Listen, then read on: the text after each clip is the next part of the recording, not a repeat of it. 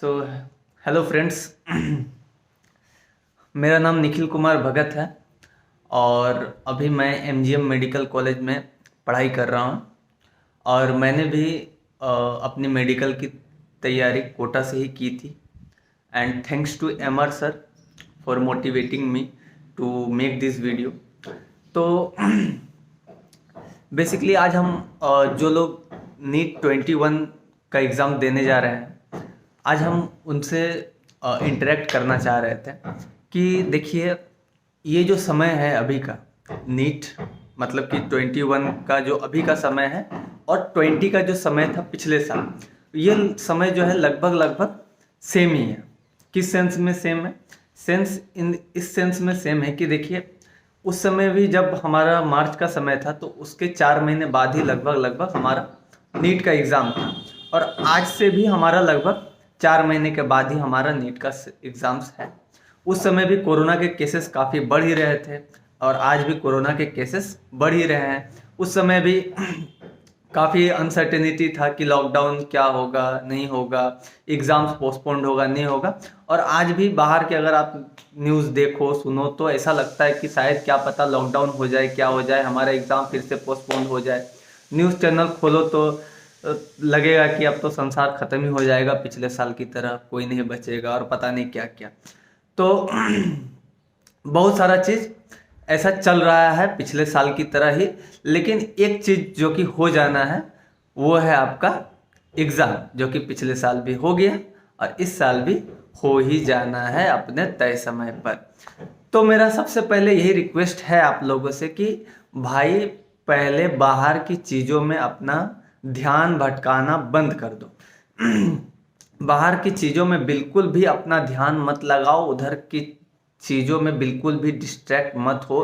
क्योंकि देखो भाई, पिछले साल हमको याद है कि शायद ट्रांसपोर्ट फैसिलिटी भी नहीं था, ट्रांसपोर्ट फैसिलिटी भी प्रॉपर नहीं था, उस समय एग्ज़ाम्स हो गया था। तो भाई, एग्ज़ाम्स तो आपका ड्यू प्रॉपर टाइम पे हो ही जाना है, इस बात के लिए आप पहले तैयार हो जाओ, ठीक है। अब दूसरी बात हम लोग ये कर लेते हैं कि देखो कि लाइफ में पता है कि अगर आपका सबसे बड़ा मित्र या सबसे बड़ा, जो आप जो भी कहना चाह लो कि जो आपका सबसे अच्छा भला चाहता है, जो जीवन भर आपके साथ रहेगा, वो है आपके माँ बाप। चाहे आप जीवन में लाइफ में सक्सेस हो जाओ या ना भी हो, तो भी आपके माँ बाप ही आपके साथ रहेंगे, बाकी लोग आते जाते रहेंगे। तो देखो, माँ बाप को कम से कम आपसे बस यही एक्सपेक्टेशन रहता है कि कम से कम उनका बच्चा कुछ बन जाए, लाइफ में कुछ अच्छा पोजीशन पे चला जाए, ताकि वो समाज के सामने जाए तो बोल सके कि हाँ, मेरा बच्चा जो है वो डॉक्टर कर रहा है या वो इंजीनियर या किसी अच्छे पोस्ट पे। तो उनको दिल से बहुत अच्छा लगता है, सोसाइटी में 4 लोगों के सामने उनको बहुत प्राउड फील होता है। और बदले में पता है उनको कुछ चाहिए भी नहीं होता है। अगर आप लाइफ में सक्सेस हो या ना हो, आपकी मम्मी आपको रोज कॉल करेगी और पूछेगी कि बेटा आपने खाना खाया। लेकिन ये जो मैसेज आता है ना, मेरे बाबू ने खाना खाया, ये नीट में सेलेक्ट नहीं हो ना, मैसेज आना बंद हो जाएगा। तो मेरा कहने का बस यही उद्देश्य है कि कम से कम अपने माँ बाप के लिए ये 4 महीने झोंक दो, पढ़ाई में झोंक दो। मेडिकल कॉलेज पहुंच जाओगे, बड़ी आसानी से पहुंच जाओगे और ये 4 महीने चुटकी में निकल जाएंगे। 4 महीने पता भी नहीं चलेगा। ये 4 महीने काफ़ी समय है, लेकिन इतना भी कम समय है कि अगर आप पढ़ाई में झोंक दोगे ना तो तुरंत निकल जाएगा।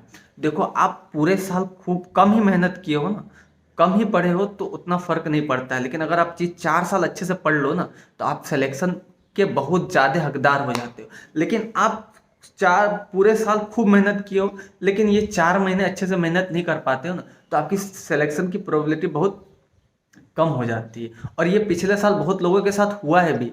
तो ये गलती तो बिल्कुल भी मत कीजिएगा इस साल आप लोग। ये मेरा सबसे पहला रिक्वेस्ट है आप लोगों से, ठीक है। चलिए, अब ये सब तो बातें हो गई। दूसरी बात हम लोग अब कर लेते हैं कि हम लोग अब पढ़े कैसे कैसे अब ये 4 महीने हम लोग कैसे अपना रूटीन बनाए, टाइम टेबल बनाए। तो सबसे पहले मेरा ये एडवाइस है कि जो टाइम आपका एग्जाम्स का टाइम है, जैसे 2 से लेके 5 बजे तक, उस टाइम में खाने के बाद सोना तो बिल्कुल भी नहीं। कुछ लोग होते हैं ना कि खाए फिर 1-1.5 घंटा सो गए, फिर फ्रेश लगने लगा तो फिर पढ़ने बैठे, ये काम तो बिल्कुल भी नहीं करना है। एग्जाम जो आपका एग्जाम्स का प्रॉपर टाइम है, उस टाइम पे आपको स्लीपिंग हैबिट को पूरी तरीके से हटा देना है, ठीक है। जैसे मैं तैयारी कर रहा था तो मैं या तो इस रूम में पढ़ता था या तो उस रूम में पढ़ता था। तो मैं क्या करता था कि खा के आता था और टेबल पे ही इस तरह से लाई कर जाता था, 5 मिनट के लिए क्विक नैप लेता था। ऐसा नहीं कि 1.5-2 घंटे के लिए सो गया, नहीं, ऐसा नहीं करता था। शुरुआत में काफ़ी मुश्किल था, लेकिन धीरे धीरे सब ठीक हो गया। तो ऐसे ही है, अगर आपका हैबिट है, अगर नहीं है तो बहुत अच्छी बात है, लेकिन हैबिट है तो उसको अभी से ही ख़त्म करना शुरू कीजिए। दूसरा चीज़ दूसरा चीज़ मैं ये कहना चाहूँगा कि जैसे अभी आपके टीचर्स आपको एडवाइस कर रहे हैं, पढ़ा रहे हैं, जिस तरह से पढ़ने को बोल रहे हैं, आप उस तरह से बिल्कुल फॉलो कीजिए। अपने क्लासेस पूरी डिसिप्लिन की तरह, डिसिप्लिन मतलब डिसिप्लिन्ड वे में अपनी क्लास को कीजिए और अपने आप में ऑनेस्ट रहिए। अगर आप अपने आप में ऑनेस्ट रहोगे तो बिल्कुल सब कुछ अच्छे से कर पाओगे, पढ़ाई बहुत अच्छे से कर पाओगे, खूब मेहनत कर पाओगे। लेकिन अगर अपने आप में ही ऑनेस्ट नहीं रहोगे, खुद में ही डिसिप्लिन नहीं रहोगे, सो रात को सोओगे फिर सुबह सोचोगे कि यार मैं तो रात में लेट से सोया था, अभी 1 घंटा और सो जाता हूँ, तब तो फिर भाई तो वो तो अपने आप में ही ऑनेस्टी नहीं है ना, तो फिर क्या मतलब रह जाएगा। और दूसरा चीज़ मैं ये कहना चाहूँगा कि कम से कम आप लोग ये कीजिए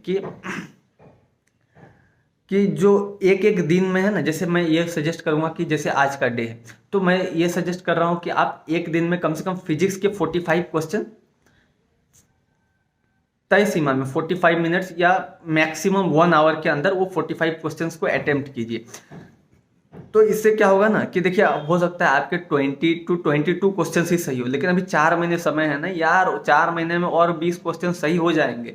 तो ये देखिए, मैं ऐसा नहीं बोल रहा हूँ कि हर दिन आप पेपर सॉल्व कीजिए, मैं बोल रहा हूँ कि एक दिन में किसी एक सब्जेक्ट का आप 45 क्वेश्चंस, जैसे फिजिक्स के 45 क्वेश्चंस आज कर लिए, केमिस्ट्री के 45 क्वेश्चंस कल कर लिए, बायो के 90 क्वेश्चंस कल कर लिए। तो ऐसे वीक में क्या होगा कि 2-3 पेपर आपके सॉल्व हो जाएंगे और एक तो पेपर आपका हो ही जाता है जो आप इंस्टीट्यूट से लेंगे। तो ऐसे क्या होगा, 2-3 पेपर आपका इजीली वीक में सॉल्व हो जाएगा।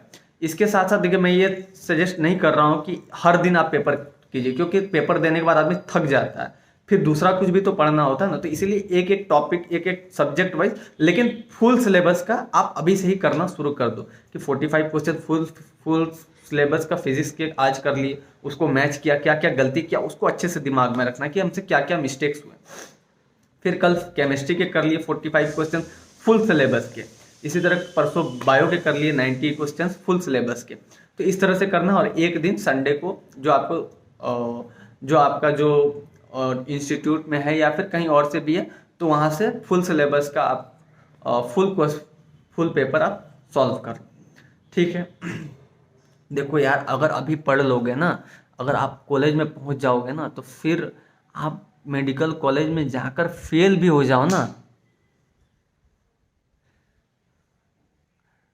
आप इतना हंस रहे हो, कहीं आप फेल तो, हाँ नहीं, तो ये कहने का मतलब था कि अभी आप मेहनत कर लो ना, मेडिकल कॉलेज में फिर जाकर जितने मस्ती करना है कर लेना, लेकिन अभी ये 4 महीने अपने आप में झोंक दो, खूब मेहनत करो, स्मार्ट स्टडी करो और मोटिवेटेड रहो।